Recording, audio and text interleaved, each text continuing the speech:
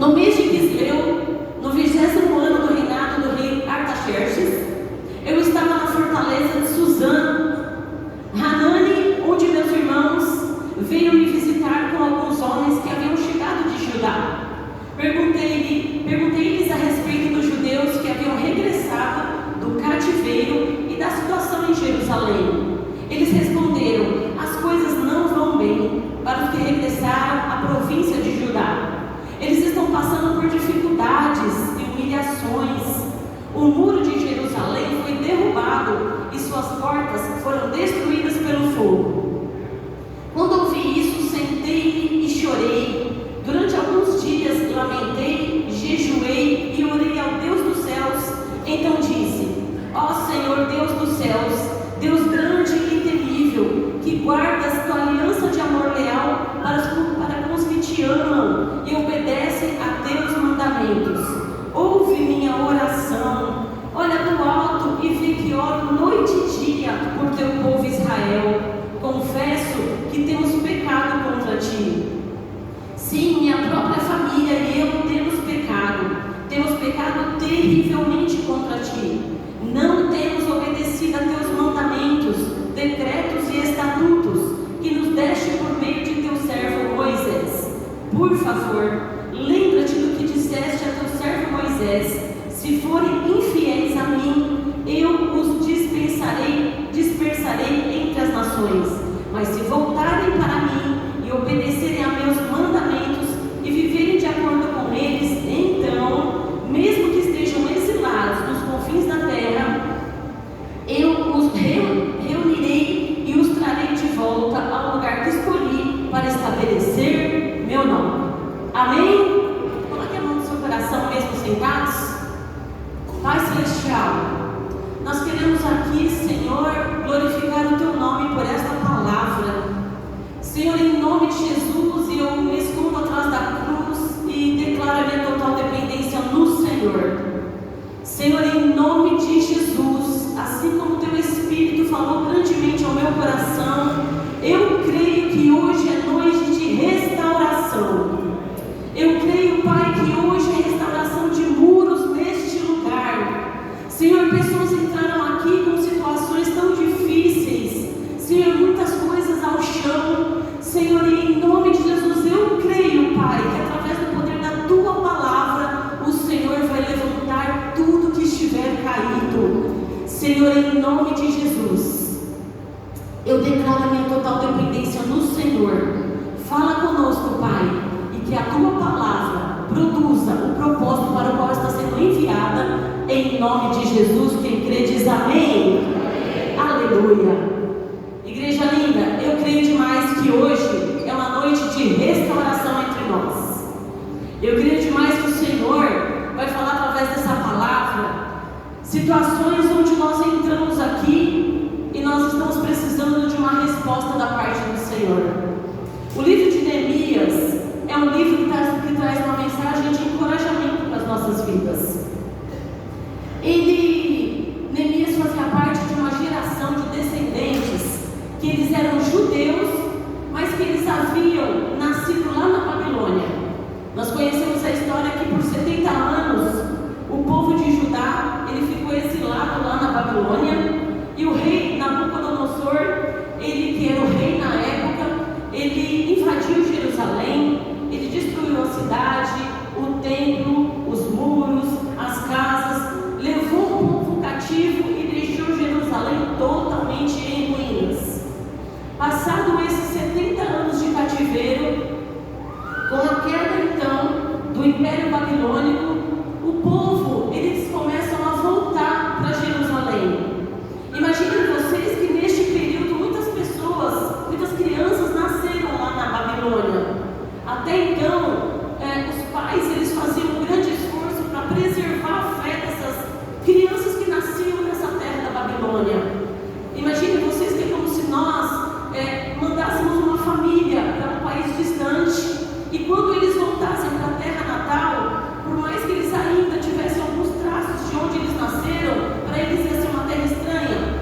Neemias é um homem desse, que ele era um judeu, a família dele era totalmente judia, mas que ele havia nascido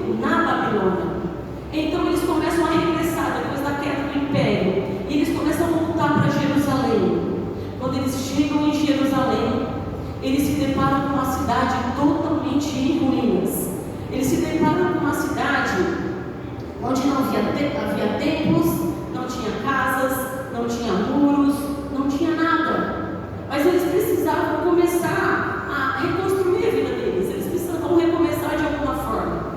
Eles voltam então desse tempo de exílio, e quando eles chegam em Jerusalém, está tudo no chão, só tem pedra, só tem o resto da muralha. E Neemias, então, nós começamos a ler que ele morava lá em Susã, no palácio, ele servia ao rei Artaxerxes, e ele então recebe uma visita de um dos irmãos, que é Hananias. Então ele recebe essa visita de Hanani, e ele faz uma pergunta para Hanani. Ele fala o seguinte para Hanani, como que está Jerusalém? Porque ele estava bem onde ele estava.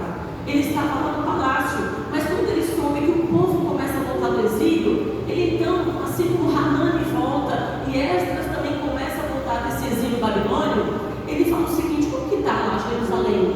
Como que está o povo? Por que ele pergunta, gente? Porque Susã fica a 1.600 quilômetros de Jerusalém, era muito distante. Então ele ouviu que o povo estava voltando e ele queria notícias.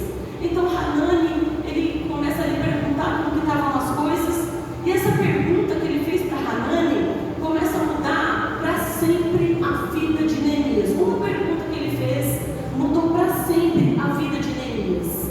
Porque nós precisamos entender algo aqui, de novo. Nós precisamos entender o seguinte: que melhor que a resposta que você pode dar é a resposta que você pode se tornar. Guarde isso.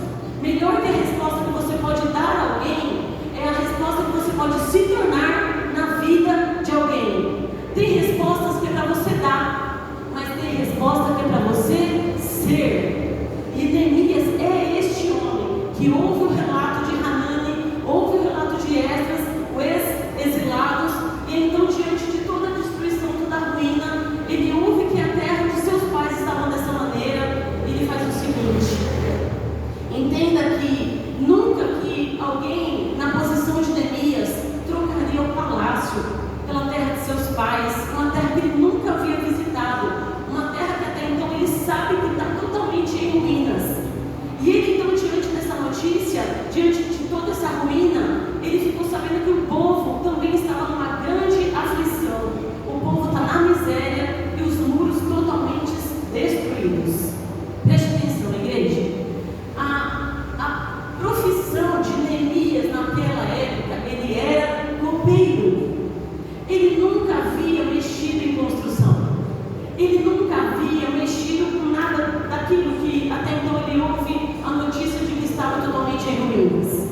A posição de Neemias no palácio era que ele, como copeiro, e a gente precisa entender o seguinte: nos dias de hoje, se a gente ouvir falar que alguém é copeiro, a gente até fala, puxa, mas era só um copeiro. Não, naquela época, ser copeiro do rei era um cargo de extrema confiança. Sabe por quê? Porque qual era a função do copeiro do palácio? Os reis ficavam nos seus aposentos. Neemias, como copeiro, o que ele precisava fazer? Quando o rei ele queria tomar vinho, ele pedia que o copeiro tomasse primeiro um gole de vinho, para prevenir que ele morresse envenenado.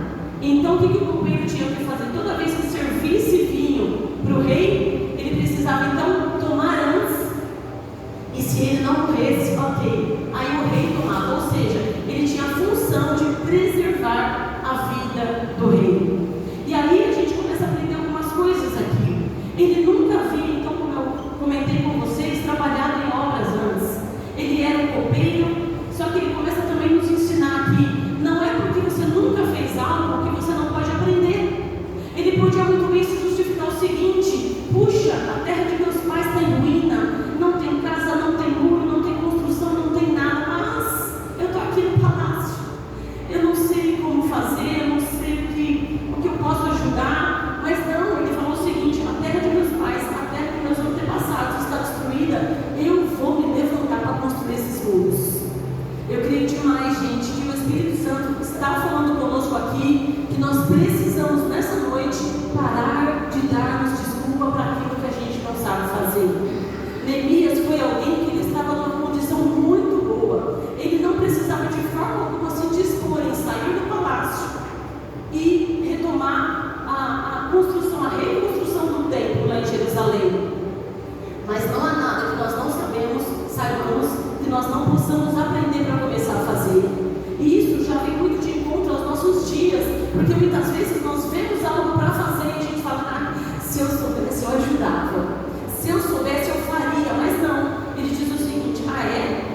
reconstruir? Conta comigo. Sabe o que ele fez? Ele foi até o rei. E ali, Artaxerxes, que era o rei que ele servia, era um homem muito poderoso. O rei percebe que ele estava triste, porque depois que Hanani sai do palácio, ele começa a ficar com um semblante triste. E Artaxerxes fala: mas Neemias, o que está acontecendo? E ele fala assim: eu estou triste porque o meu povo, a terra do meu povo, a terra dos meus antepassados está em declínio, está em ruína, não tem nada de pé. Nabucodonosor acabou com tudo. E ali o que ele fez? Assim que ele soube da situação de Jerusalém, a palavra de Deus nos conta que ele foi orar, ele foi se humilhar diante de Deus e ele foi jejuar.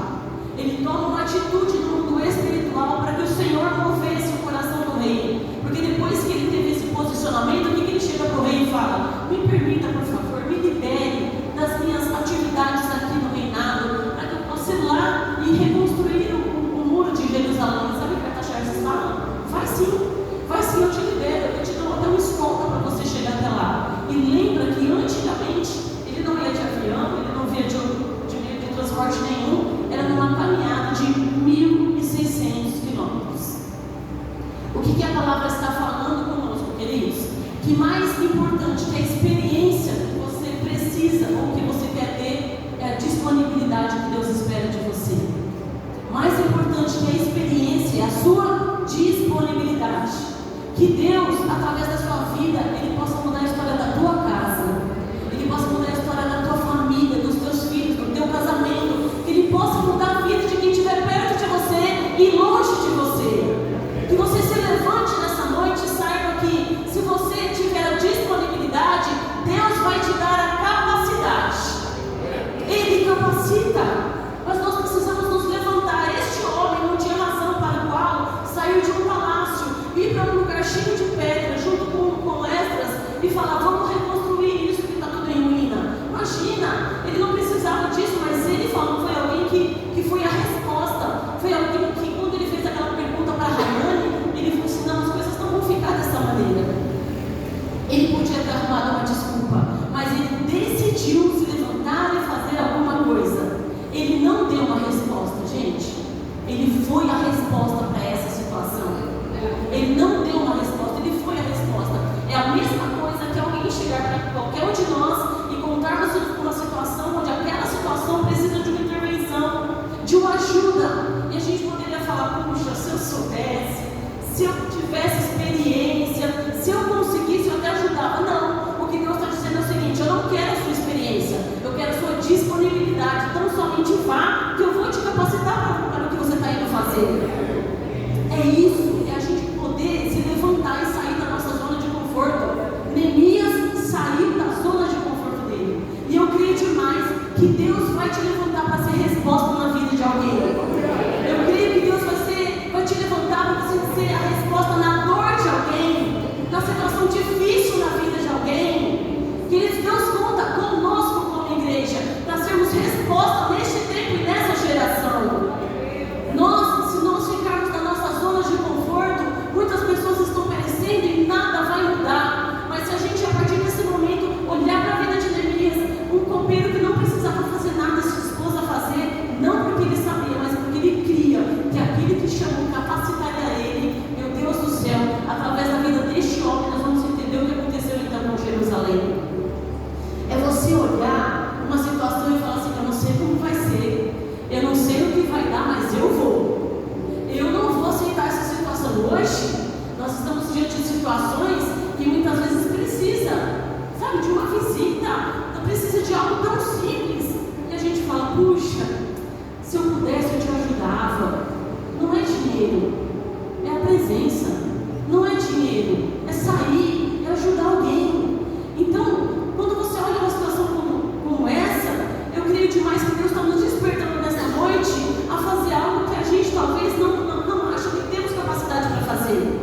Neemias, ele foi usado poderosamente por Deus, não foi? Fala comigo. Neemias não foi usado poderosamente por Deus?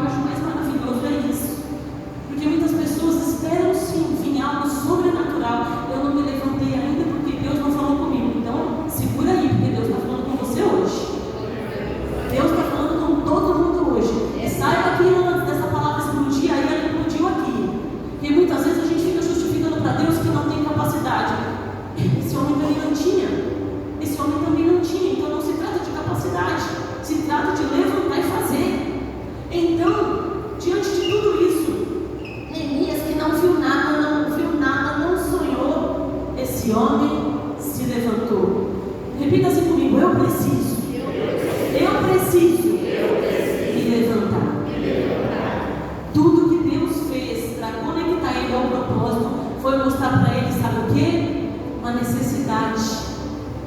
Tudo que Deus mostrou para Neemias não foi uma sarça, não foram anjos subindo e descendo, não foi uma visão, não foi uma voz como Abraão. O que Deus mostrou para Neemias para tirar ele da zona de conforto e viver um propósito? Deus mostrou para ele uma necessidade. É isso que a gente precisa encontrar para viver o que Deus vai fazer através da nossa vida. Muitas pessoas falam assim, chega na igreja e falam: eu não sei o que eu posso fazer num lugar desse, porque parece que já está tudo tão certo, já tem louvor, já tem isso, já tem aquilo, eu não me vejo encaixado aqui. Muitas vezes as pessoas até acham que servir a Deus é pegar o microfone, queridos. Não tem ninguém melhor do que ninguém aqui. Está todo mundo servindo a Deus. Amém? Então, se você ainda não se encaixou em um ministério, comece a observar uma necessidade. Pense assim: puxa, talvez se eu fizer isso, se eu fizer aquilo, tudo que for feito dentro da casa do Senhor é útil.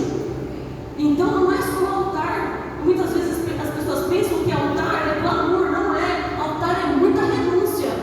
É muita renúncia. Não que nós sejamos melhores para estarmos aqui, mas é muito sério você pregar o que você não vive. É muito sério você estar aqui falando algo que você não vive, porque o Espírito Santo ele está entre nós. Amém? Eu sempre digo isso nos meus discipulados. Eu falo assim para o pastor Nilson, eu tenho muito temor por esse chamado, porque é muita responsabilidade, gente. É muita responsabilidade. Então eu fico que o Senhor me dê muita graça todos os dias para viver, eu gastando meus dias aos pés dele, porque é melhor, aliás, um altar vazio do que alguém vazio em cima do altar. Então, diante de tanta responsabilidade, voltando para a palavra, Deus sabe por que eu falei isso. Neemias, ele não viu, queridos, um grande sinal, ele viu uma necessidade. Dificilmente o nosso Deus vai expor alguma coisa para a gente que ele não queira usar a nossa vida para mudar. Dificilmente Deus vai te mostrar alguma coisa que não te chame para mudar o cenário daquela situação. Posso te dar um exemplo? Quando nós começamos, por exemplo, a frequentar uma célula, e eu acho muito interessante que muitas vezes a gente acha que vai para uma célula para ajudar alguém, e a gente é o mais ajudado. O que eu ouço nos encontros com Deus é assim: eu vim trazer alguém. Eu acho isso maravilhoso, que lá o Espírito Santo pega a pessoa e fala: não, eu vim por você, meu negócio é com você. Essa pessoa que você acha que trouxe foi só uma ponte para te trazer até aqui, mas eu vou tratar com você nesse encontro com Deus. Alguém já viveu isso? Eu acho incrível que eu vim trazer alguém e a gente nem imagina que Deus quer tratar, é com a gente neste lugar. Então, diante disso, quando Deus mostra alguma coisa pra gente, você pode ter certeza que Ele vai te usar para mudar o cenário. Muitas pessoas que Deus chamou e estão na palavra de Deus, muitas pessoas que nós amamos e nos inspiram, receberam um chamado silencioso. Não foi aquela explosão, foi eis que te digo, ninguém sapateou, ninguém ficou sabendo, não foi exposto diante de ninguém. Muitas pessoas, igreja, que nós amamos na palavra de Deus, Deus tratou com eles no secreto. Deus chamou eles de uma maneira silenciosa. A grande maioria que nos inspiram, eles perceberam somente uma necessidade. Repita isso: eu preciso perceber uma necessidade. Se você puder, aplaude ao Senhor.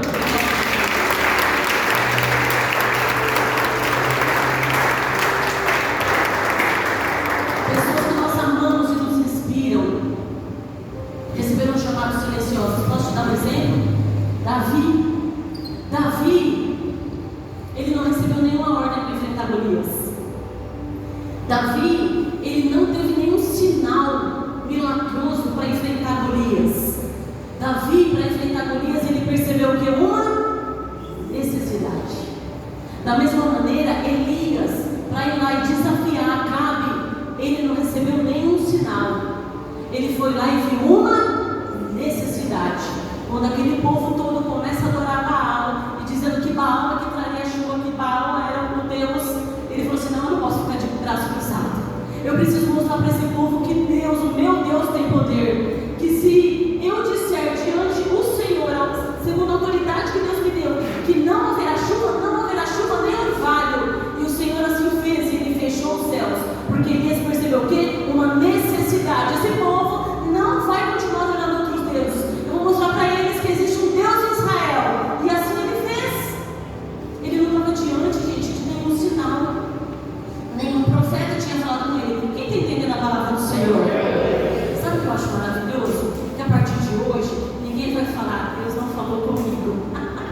falavam assim: ai, Deus ainda não confirmou, acabou de confirmar. Sabe por quê? Eu acredito demais que nós criamos muita expectativa. Não é sobre Deus, é sobre nós. Nós achamos que vai ter que ser algo assim que, puxa, vai parar tudo para acontecer. E Deus é tão simples. O Senhor é tão simples. Ele está falando assim: não, eu chamei alguém até relevante aqui para fazer uma obra simples em outra cidade muito distante. Então, diante desses chamados silenciosos, eu creio demais que o Senhor já até falou com você: puxa, mas eu ainda, para mim ainda não está muito claro. Comece a observar nas suas orações. Fala: Senhor, me coloca diante de uma necessidade. Senhor, coloca diante de mim pessoas que precisam, que têm uma necessidade. Talvez a pessoa que Deus vai colocar diante de você, ela só precisa de uma oração, gente. Talvez a pessoa que Deus vai colocar diante de você, alguém que vai precisar ouvir assim: Deus te abençoe, Jesus vai te curar, Jesus, Ele tem um plano para a tua vida, Jesus, Ele vai mudar a tua história. Você precisa ver como que era a minha vida antes também, tudo que Deus fez na tua vida, para Ele ver que existe um Deus poderoso ainda. Se levante como uma voz profética nessa geração. Para de ficar esperando coisas grandiosas. Esses chamados silenciosos são tão incríveis, porque são pessoas que falam: não, eu não vou ficar de braço cruzado diante de um gigante querendo aqui acabar com o meu povo. Não, eu não vou permitir que este rei ele venha mostrar que barra mais forte que o Deus que eu sirvo. Não, foi uma necessidade. Deus vai fazer a necessidade de algumas pessoas passar pela sua vida, e a sua sensibilidade é que vai despertar o seu propósito de vida. Gente, a gente tem que parar de falar assim: puxa, sabe o que Neemias podia ter feito aqui quando Hanani conta para ele a situação de Jerusalém? Ah, que dor por Jerusalém. Ah, mas eu tenho certeza que Deus vai levantar alguém. Eu, inclusive, pela fé que eu tenho dos meus pais, eu acredito que Deus vai levantar pessoas lá, vai dar tudo certo, Deus vai fazer. Neemias podia ter dado muita desculpa. Ele nem estava lá. Ele estava, aliás, muito bem. Ele podia, gente, ter feito o que a gente faz. Sabe, Senhor, eu não me sinto capaz para exercer isso. Senhor, eu não me sinto capaz para fazer. Senhor, quando eu ler mais a Bíblia, quando eu estiver entendendo bem, quando eu conseguir dar igual o mestre Isaías, aí eu vou. Quando eu conseguir, Senhor. Quem falou que Deus pediu isso para a gente? Glória a Deus pelo mestre, mas nós sabemos que existem ministérios diferentes uns para com os outros. Então, em nome de Jesus, para de ficar achando que você tem que ser alguém relevante para Deus te usar. Nada disso. O que Deus está dizendo para a gente é que eu quero pessoas simples, porque o extraordinário que vai fazer Deus não somos nós. Ele fará através de nós, mas a glória vai ser todinha dele. Diga assim, ó: Senhor, não, com fé, Senhor, me conecte à necessidade da vida de alguém. Preste atenção. Quem foi que destruiu Jerusalém? Nabucodonosor. Foi ou não foi? Quem que está restaurando Jerusalém? Neemias. O que o Senhor está nos dizendo? Que Deus vai te usar para reerguer coisas que não foi você que destruiu.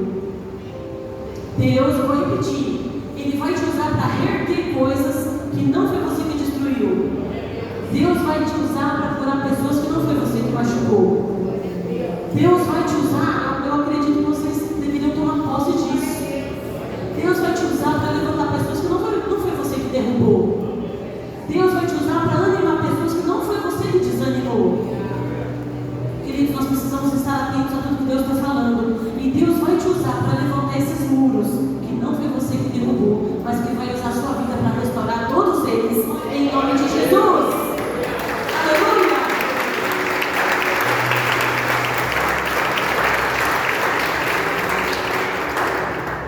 Pastora, então por que Neemias viveu tudo isso que ele viveu? Se ele não tinha uma palavra profética, se ele não tinha uma promessa, se ele não tinha uma visão, um sonho, se nada sobrenatural aconteceu com esse homem, por que então que ele viveu tudo que ele viveu? Repita comigo. Porque Neemias confiou em Deus. Nós não precisamos conhecer o nosso futuro, igreja. Nós só precisamos acreditar que aquele que está no futuro estará conosco todos os dias. Nós não precisamos saber tudo sobre Deus. Nós precisamos saber que Deus estará conosco até a consumação dos séculos e nunca estaremos sozinhos. Para de ficar perguntando para o Senhor como vai ser. Ele não vai te falar. Sabe por quê? Porque talvez o que você imagina ou o que você pensa, eu sempre, pastor, que versículo você ama? Efésios 3:20, que Deus fará infinitamente mais do que pedimos ou pensamos. Deus não vai revelar como que vai ser o processo, mas Ele estará conosco no processo. Como a Sarinha disse, ela podia muito bem ter dito para mim novamente, pastora, eu ainda não estou recuperada. Como que eu vou servir no encontro se eu ainda estou com a minha cirurgia aberta? Gente, a cirurgia da Sarinha estava aberta. E me explica como que ela decide servir ao Senhor. E na segunda-feira, quando o marido dela, o Fábio, ele olha e fala assim: você está totalmente curado. A sua cirurgia está totalmente fechada. Quem fez isso, gente? Porque ela não deu uma desculpa. Ela foi. Pastor, eu não tinha dinheiro. Eu não estou falando de condição financeira. E aliás, nós nunca deixamos de levar ninguém no encontro por condição financeira. Nós sempre abençoamos muitas vidas. Então essa já não é uma questão para você se preocupar. Ah, pastora, vocês estão cheios de dinheiro? Não, estão cheios de fé. De fé. Tudo que nós fazemos é pela fé. Nós falamos assim para o pastor João: pastor João, para essa igreja que nós precisamos mudar o endereço agora, preste atenção, nós estávamos num auditório. E lá nesse auditório, assim como na Praia Grande, você chega, está com tudo pronto, é cadeira pronta, som pronto, iluminação pronta, então não tem muito o que se preocupar. E aí para onde nós iríamos não tinha nada. E aí o pastor João preocupado, meu Deus, como que vai ser com as cadeiras, como que vai ser com o som, como que vai ser com tudo. E quando, gente, ele começa a procurar a igreja, quando ele começa a procurar lugares, a pessoa que alugou para nós lá em Lisboa disse o seguinte: eu vou deixar tudo para vocês. Tem alguém entendendo essa mensagem?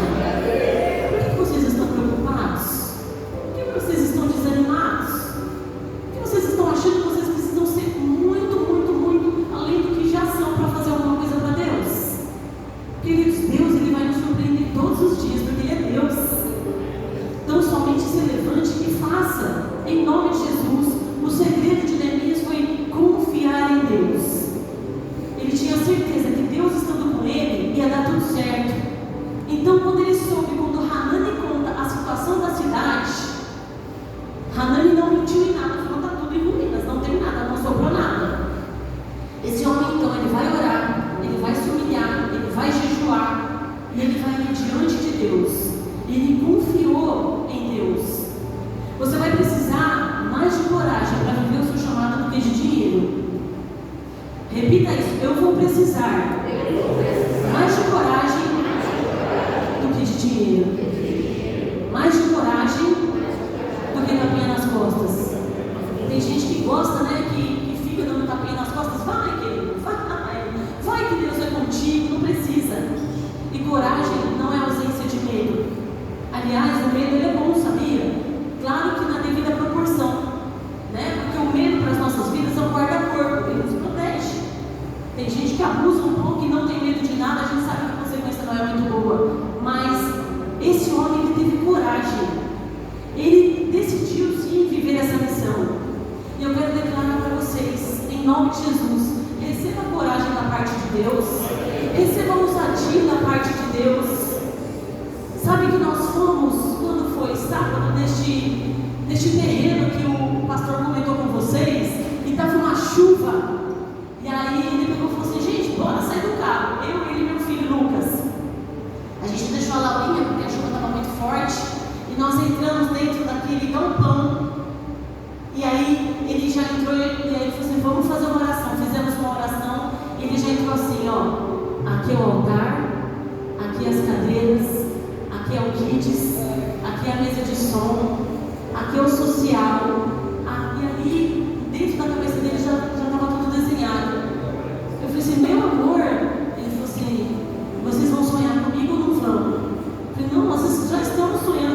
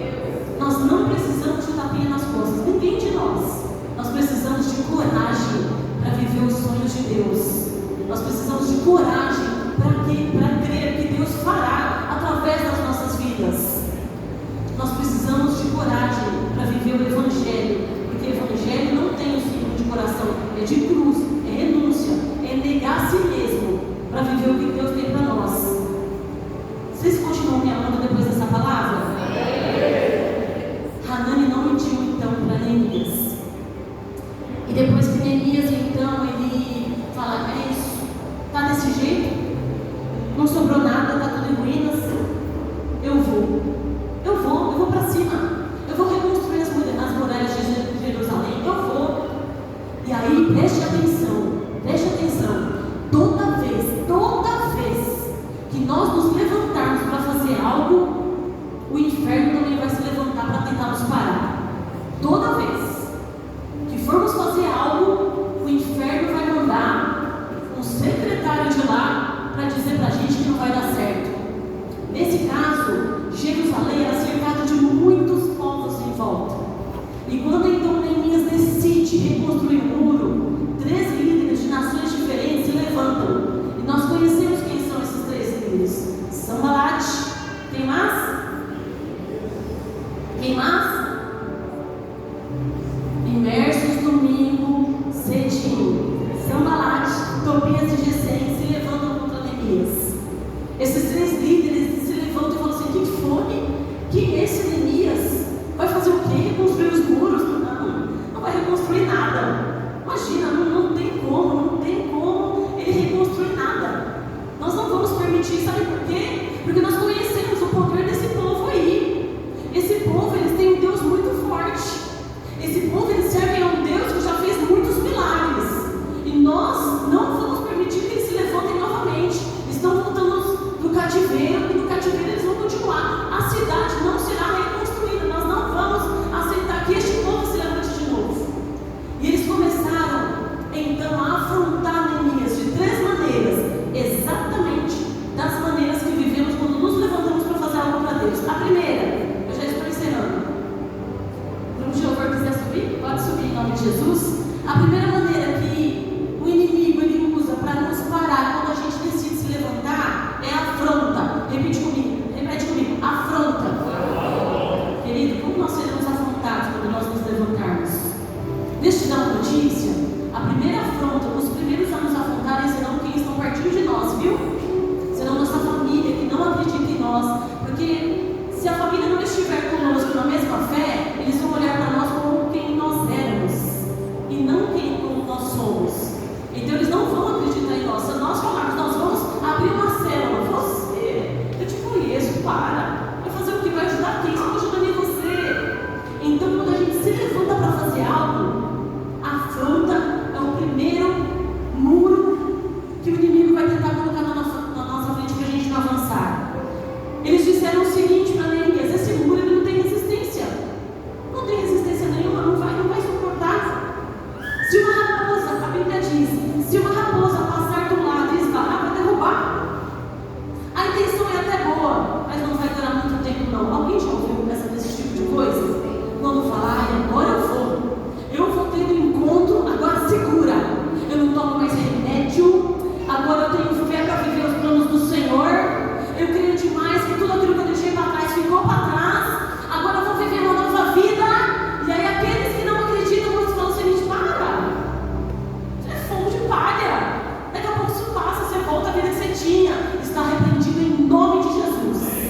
As coisas velhas se passaram e tudo se fez novo. O Senhor está conosco, igreja. Nós precisamos resistir às afrontas.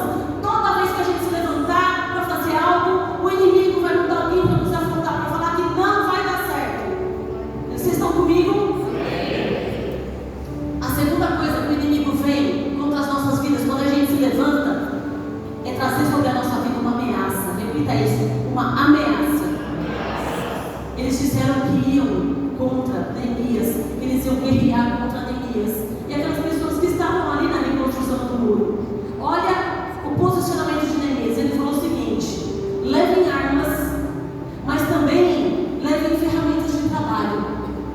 Como assim? Eles estão falando que vão vir guerrear contra nós. Levem armas e ferramentas de trabalho? Sim. Se eles vierem e nos atacarem, nós vamos nos defender. Mas se não vierem, nós vamos continuar trabalhando. Nós não vamos parar.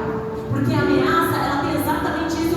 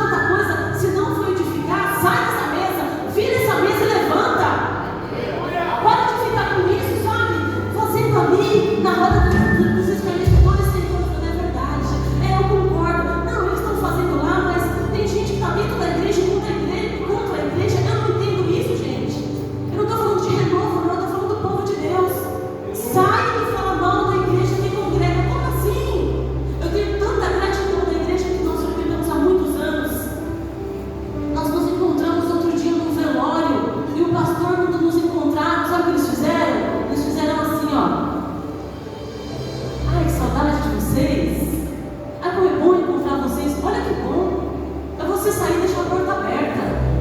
É você sair e não ficar devendo nada para ninguém. Tem pessoas que saem de lugares e viram inimigo e bloqueia e começa. Para com isso, nós somos curados em nome de Jesus. Em nome de Jesus, se eu falar de Tobias e falou assim: ah, Neemias, já que está tudo certo para você, senta aqui, ó. Vamos nos unir. Não. Se a pessoa ela vai tocar naquilo que para mim é sagrado, eu não compartilho, eu não me conecto. Eu não vou ser uma pessoa aqui e outra pessoa lá fora, porque eu presto conta para Deus. Cuidado com mesas que vocês estão sentando e estão ali, ó, muito silenciosamente atacando a tua fé. Será que não é muito show? Será que não é isso? Não, queridos, é a palavra de Deus, Deus tem poder para fazer. Eu creio. Eu sou um testemunho vivo. Eu nunca vou me esquecer do que Deus fez por mim e faz todos os dias. Como que eu vou falar mal de um Deus desse? De um Deus que me curou e me cura todos os dias? Queridos, em nome de Jesus, eu preciso dizer algo para vocês. Não desistam do muro de vocês. Eu não sei se esse muro é a família, é a salvação dos teus filhos, a restituição do seu casamento, das suas finanças, da sua saúde.